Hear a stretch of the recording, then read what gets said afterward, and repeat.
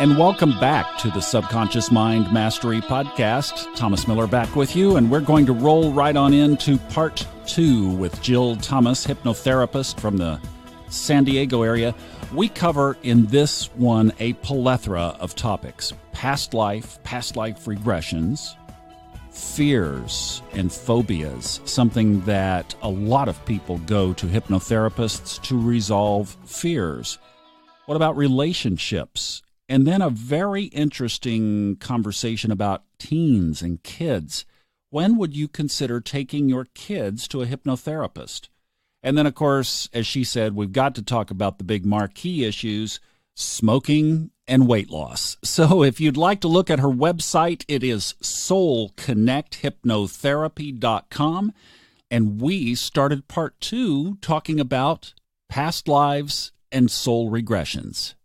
Past life regression therapy is one of the most fun and one of the most therapeutic things you can do. But I will tell you, a lot of times there's plenty of material in this lifetime to work on first before we start digging around in the past lives. So before people call and want to book one of those right away, a lot of times there's plenty of stuff to do on this level first, and then we go back. But absolutely, there's definitely things from a past life. You could have been incredibly poor, a level of poverty that we don't really see in this country anymore. You could have been incredibly poor in a past life and created beliefs and fear around starving to death that you brought with you into this lifetime. I've seen that many, many times. And I've seen this play out where, particularly with relationships, and you mentioned that you had two ex-wives, very likely, or most likely, these are people you had connections with in a past life, and maybe it worked out, maybe it didn't. But that may have been why that was you were initially drawn to somebody who may or may not have been a good match at that point in your life. And because you recognize them on a soul level. Oh my gosh, I feel like I've known this person for 1,000,000 years. Well, you probably had. And so sometimes we think, oh my gosh, I know this person, it's a familiar soul, and we rush off and marry them without really taking a good long time to figure out if this is a good match in this lifetime or not. Here's something about the subconscious, and I'd love your take on this. The subconscious, when I did my own analysis and looked back and connected so many things that I saw had happened that I really didn't put a finger on. I mean, it unfolded without me having to touch it or affect it. It found a way. That's when I locked on to subconscious. There's something steering us that is definitely below our conscious mind. So there's a theory, and Michelle Mache actually did a lot of research on this and has talked about it quite a bit in her writings, but about the original belief that we may have created about ourselves that's kind of running the show. And it's usually just a few words, and it starts usually between the age of 0 and 2. And typically that original belief is, I'm not good enough, or I'm not worthy, or I am not going to be loved. And you'd be surprised at how much that original belief may actually cause you to take one decision after another and go along the whole chain based on this one belief that I won't be worthy, or I'm not worthy, or I can't have. What are some of the biggest issues that you see? I know that, the big things, right? Love, relationship, career. What else? Fears and phobias are a big one, because you would not believe how much a fear can limit your life. Let's say you're a big successful person, you've written a lot of books, and you need to get on a plane. You need to fly places. You'd be surprised how many semi-famous, I've worked with, some celebrities, how many semi-famous people are afraid of getting on a plane. That's crazy. That is a belief that really holds you back. And the thing is about fears, and people don't realize this, is that they're a little bit like an infection. It can spread. So it usually doesn't start off as fear of flying, by the way. It'll usually start off as fear of driving on the freeway, or fear of crowded spaces. And then it's fear of being in public with a lot of people around. And then now you're afraid to get on a plane because you're afraid of losing control. Because if you're on a plane, somebody else's control, you can't do anything. You can't even go to the bathroom unless they say it's okay. So these fears are issues I see a lot of. That's probably the biggest thing that holds people back. Choosing the wrong partner in life. I think a lot of people make, really, I hate to be this person to say this, but I really don't think anybody should be getting married below the age of 25. 35. Okay, 35. Let's go 35. But absolutely no on 25. I agree. It's an instant divorce. It's not going to work out. I agree. Don't do it. Don't do it. I mean, you're just such a different person, 26 on. choosing a wrong partner and staying with them. I hate to say this, but the world does not need more martyrs. If you are in a miserable relationship and you're not satisfied and you're not happy, there is someone else out there for you, and they're looking for you too. And if you stay married to a bad partner in a bad relationship, you're holding that spot, or you're keeping somebody in a spot where they really shouldn't be. Now, I understand people stay when they have young kids. You know, you make the decisions that you need to make, but the world does not need any more martyrs. And I'm sorry, but I do not believe there's any prizes for sticking out a miserable marriage for 60 years. I don't think anybody in heaven is going to say, yeah, you get a certificate for that. You get to sit at the good table, and there's this executive wing you get to sleep in because you did that. I don't think that happens. I really don't. When do you begin working with kids? When is the time to start looking at hypnotherapy as a way to, like, okay, so a parent might have been unconscious while the kids were younger. Now the kid is 8, 9, 10, and the parent has listened to this podcast and they've found other material and they're waking up and they go, oh, I want to do something about this before it's too late. I would say you want to let some of it start to manifest just a little bit so the kid will have something to talk to the therapist about. I would say maybe 13. I love working with, and I don't know if you have boys or girls. I have one of each. Okay, you got one of each. I see a lot of teenage girls with eating disorders. And if you start to see a girl developing eating disorders, that is one of the quicker fixes. You want to get them into a hypnotherapist because that can be so easily resolved with hypnotherapy. Especially if you have a daughter who's a little bit overweight, feeling good about themselves, feeling confident about themselves. That's a great time to start looking at that. I see a lot of kids who are having problems with sports. I see a lot of kids who have problems with study habits. I would say 13 on is a good age. Below that, it's hard to get them to focus for too long. Those sessions are usually shorter because, quite frankly, teenagers just don't have as much baggage as we do. So there's not as much to talk about. It's true. But they can absolutely start healing at a very young age. And I do love working with teens because we're just nipping in the bud something really ugly that's going to happen later on. With the issue of money, though, you got to wait till that manifests a little bit because until the kid starts getting a paycheck, they don't have a real concept of where their money triggering is going to lie. That's true. And there are signs early that maybe this is going to be an issue. So yeah, there again is just the awareness, the consciousness, the waking up to this, that when these things first start to show up, then you can go to work on them, right? And start to dig them out. I think that's a great time. I also think maybe letting the child be aware that there is more to it than just what they're feeling. So for example, a kid may have an impulse. I want this. I want to do that. I want to eat the candy bar, whatever it is. You letting them know that impulse isn't coming from anything real. It's coming from their mind. Same thing with teenage love. Oh my goodness, these poor girls. It's so tough. Well, girls and boys, that is the tough age. The emotion, that overwhelming feeling that you love this person and they're the greatest person in the world, that's all in your head. It's based on some evidence that's outside of yourself, but you have to begin to let your kids know that sometimes their feelings are not as real as they think they are. Oh boy. If I could, again, I just go back, and that's one of the reasons I really want to reach young parents and young people with this material is because, if I could have gone back and rewound. And you know what? That wasn't my path, so I'm okay with that. It's not that I'm just being with that there are so many opportunities when we're young, because then if you start to work with this, you can have decades on your side to be living powerfully and consciously. I love that. I love that idea because I think there's just so much unconscious training that these girls, particularly girls, are getting about what their place is within society. That's changing. It's beautiful to watch that.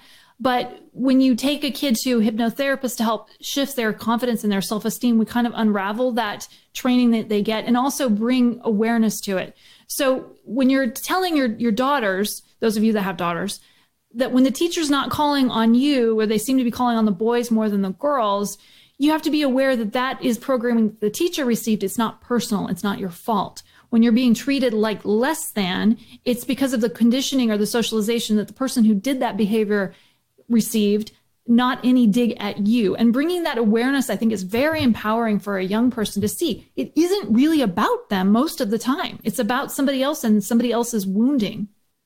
See, this is what's so beautiful about this, is once you start to get to the bottom of this, you can just so empower your life. It's amazing.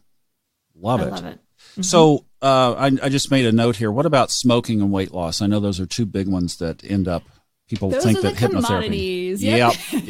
Because everybody's been to a hypnotherapist for smoking. That one is such an easy fix. Smoking, for anyone listening who's still smoking, hypnotherapy will knock it out in just a couple of sessions. Please try it. It's way better than the gum. Just give it a shot. Weight loss is much more complicated because there's a lot more to weight loss. Weight loss is never a one and done. I don't care what anybody says. That is a very complex issue involving self-esteem, involving reasons why you might want to hold on to weight. You'd be stunned and I mean shocked to know what the statistics of women who've been sexually violated, what those numbers really are. Oh, gosh. And I see them in my office, and I would say that is the number one reason that people hold on to weight. Because if you think about it, it's a physical barrier between you and the outside. So if you were sexually assaulted when you were 16, which I'm shocked, and I wish I didn't have to say this, but it happens a shocking amount of times. If this happened to you when you were 16, you may have created this belief that you were dressed inappropriately. Or if I just put on some extra pounds and suddenly I feel less attractive, then this is never going to happen again. It's like shutting the barn door after the horses left. But people put on these extra layers as a protection or also as a way of being less attractive or sort of preventing the situation. And also the food is comforting. But weight loss is a very complex issue. It is never a one and done. There's usually a lot more to it. But also, what I love about weight loss and having people come in for that is because healing that one issue, weight gain is really a symptom of a problem. It is not a problem. It's not a problem. I don't care what anybody says. It's not a problem. It's a symptom. If you go into the original cause of why you're overeating or you're feeding your body more food than it needs, you will find all kinds of, usually a lot of fertilizer back there, of things that need to be cleaned out. The closet of old beliefs, the closet of old trauma, all of the things you never looked at before, all of that starts to get worked out when you work on the weight loss issue because the weight is the manifestation of that problem. Do you see these as permanent solutions? Absolutely. Absolutely. Now, with weight loss in particular, more so than smoking, there is a physiological aspect to it. You really can't get past sugar cravings if you don't stop eating sugar. There's just no way around it. You can't eat Skittles and not crave more Skittles. There's no way around that. There's a really good way to quit smoking. Quit putting the damn things in your mouth and lighting them. Yes. That would do it. but the thing is, you have to think about it, that smoking is serving a purpose in your life. Oh, yeah. So particularly for somebody who's got a really stressful job, once an hour or once every 2 hours, they get to step outside with their friends, usually, by the way. Right. And take 10 minutes to talk, take a break. This is something their body already needs anyway. Their mind needs it. And now they have this excuse. Now, if you're not a smoker and you go to your boss and say, hey, I need 10 minutes to go outside and just be alone or else I'm going to go postal. Most of the time, you're not going to get it. But this smoking is this great excuse. It's also bonding. If you're hanging out with your friends and you're in the backyard and everybody's being quiet, you don't have to actually be talking. You can be smoking. But what people don't realize is that it's the bonding that you're enjoying, not that cigarette. Cigarette's just a thing. Right. But it isn't just put the cigarette down. I mean, yes, do that. Please do that. But it's understanding why you're doing it in the first place and what you can get out of it. Now, with smoking, there's obviously a physiological aspect to it. So when you're smoking alone, but even that can be just, this is how I respond to stress. I grab a cigarette. If you could instead reach for water or go for a walk, then that would be a much healthier behavior. Okay, you're talking about two underlying issues. Smoking is nicotine. That's addictive. Weight loss, sugar is addictive. So how do you deal with that our body has chemically gotten addicted to a substance? That is a tougher issue. But I definitely I love what you said about the neuroplasticity. We actually go into have the person imagine this, go into the unconscious mind and imagine that the pathway leading to the pleasure center that you get whenever you have a Skittle. I love Skittles, so I'm just using that as an example. But we imagine that pathway dissolving and going away. And instead of wanting that item, which is not healthy for you, you're instead are going to want a glass of water. So it's like redirecting. Okay, thank you for telling me you would like to have this pleasurable thing. But we get great pleasure from water with a little bit of lemon. And isn't that nice? Let's try that instead. So in deep trance, you can do that and that will help. But you are still going to, especially sugar, you're talking about, well, I guess they both are, highly addictive substance here, way more addictive than I think we've been led to believe. you're going to have to do some conscious level work of getting it out of the house, having plenty of nice things that are not sugar to grab whenever you're craving it. Well, yeah, I'm thinking of the Bob Newhart video, right? Stop it! Right? I don't know what you're talking about, but the Bob Newhart Stop It video. It's on YouTube. So he's a counselor, and a lady comes in, and she's afraid of being buried in a box. And he says, "Okay, I'm going to give you 2 words." She says, "Oh, should I write them down?" He says, "Well, we find that most people can remember them. Are you ready? The 2 words are stop it." That's awesome. I'm going to watch that video as soon as we stop get it. It's hilarious. It's by the way, that would be considered that's actually a pattern interrupt. That's I don't usually use those words stop it, but I will have somebody when they're going to fear. So the habit really has 4 parts to it. A habit is that there's a trigger, which is, I'll go back to the spider because that's probably the easiest one. You see a spider, and then the response is the fear. I feel the fear. And then there's a payoff. The payoff is I get to run and be away and be alone for a few minutes. But then there's the regret. Oh, I didn't see grandma because I was afraid to be in her house because she has some spiders in it. So if you, at any point it's really difficult to get rid of the trigger. Actually, Alcoholics Anonymous did a lot of research on this, and thank you for that, for doing that for us. So we understand the habit of alcoholism a lot better because of them, quite frankly. But we can't get rid of the trigger. But we can change that behavior. Instead of seeing this thing and feeling fear, I might insert the idea of stop it. Instead, think about how happy you are and feeling good and feeling excited and getting to go see grandma. And that payoff of being able to connect with other people and having your world be bigger because you've let go of that fear, now that becomes the payoff. If I were a hypnotherapist, I would have a practice like Jill's. So what I'm saying is, go see Jill if you're interested in hypnotherapy. Why? Because she speaks exactly the same language that I do. I mean, it's like, it's scary. It's a clone. She has, on her own, found the same things that I found on my own. So there you go. If you would like somebody who just breathes the same air, check out Jill Thomas. And Jill, once again, how do we get a hold of you? Oh, yes. SoulConnectHypnotherapy.com.